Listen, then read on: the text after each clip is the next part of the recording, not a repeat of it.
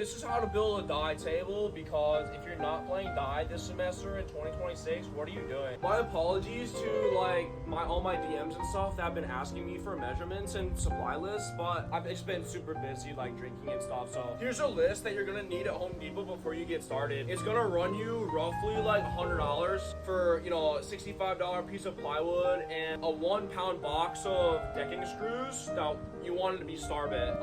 2 of the straightest 2x4s you can find at Home Depot. And then we went a little ham here with the supports, but 2 more 8-foot 2x4s that you're gonna be cutting roughly at 44 inches. And then for the legs, you're gonna wanna buy 2 8-foot 4x4s that Home Depot can cut to 40 inches. Because dieslife.com regulation height for a table is 40 inches. I would buy 2 more 2x4 material boards so that you can put them on supports for your legs later. And then you can use a scrap for your supports inside the legs here. And then if you visit my showcase, it's only $6 for a dice holder, and you're gonna be losing a lot of die if you play as hardcore as me. Without further ado and stuff, we'll just teach you how to do it.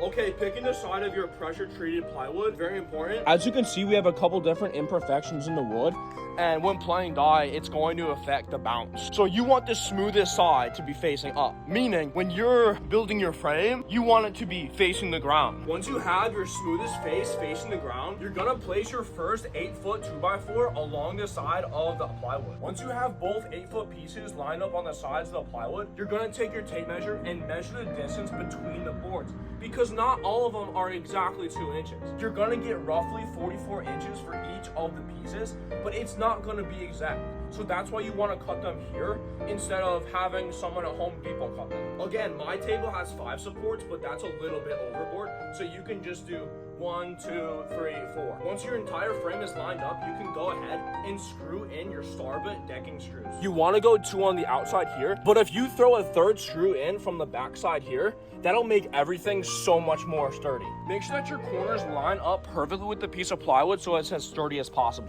It's very important that you didn't screw the frame into the plywood yet, because you're gonna flip the whole thing over.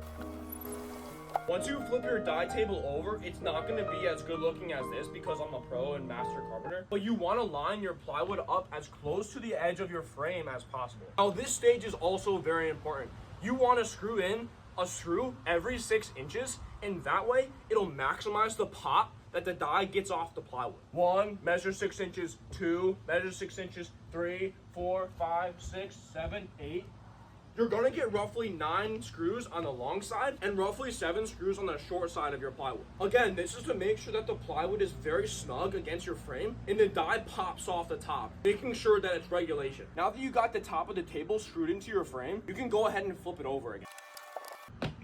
The most popular version of the die table is the portable one. So you don't want to screw your legs directly into the frame. You want to take each individual leg and line it up with the corner, because Home Depot is imperfect. It's not going to be exactly 4 inches. Then just like this, you're going to take your extra 2x4 scrap and line your first piece up exactly with how wide the 4x4 is. Then you can go ahead and cut your second piece all the way so it's flush with this piece. To make sure that it's the tightest fit possible, you want to screw in these pieces to the frame, to each other, and to the other side of the frame, and not the leg. And that way the legs are retractable. You want to go ahead and do this with all 4 sides, and that way you'll be able to retract your legs. So you can bring it to the tailgate, to the football games, and it's not going to be very hard to transport if you don't have a truck. To make the retractable legs that much sturdier, you're gonna take your extra 2x4s, and I went a little crazy janky because I just know carpentry like that, but you really only have to have 1 support down here and 1 support up top here. And that way your legs won't jiggle back and forth when you're playing die. There's been a couple times where I've like had to dive over the table, and, you know, catch the die because I'm just good like that, and that way the table doesn't jiggle. Another thing you want to keep in mind when putting your supports in is to measure the bottom distance between the table legs,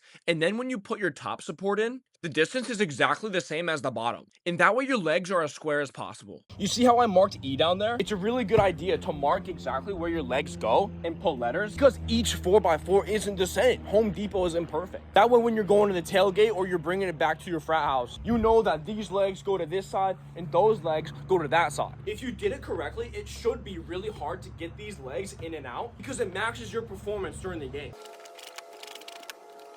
As you can see, I did mine virtually perfect, so it's really hard to get them in. Smash the follow button and hit subscribe, and let me know down in the comments if you want me to do a tutorial on how to do the paint job.